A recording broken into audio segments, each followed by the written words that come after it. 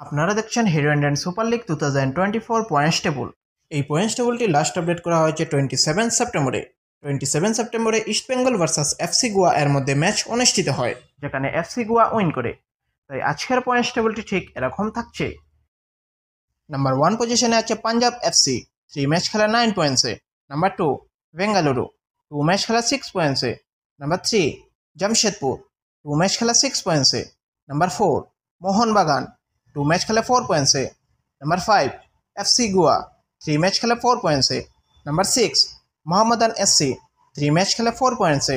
Number 7 Chennaiyin, 2 match খেলে 3 পয়েন্টসে। Number 8 Kerala Blasters, 2 match খেলে 3 পয়েন্টসে।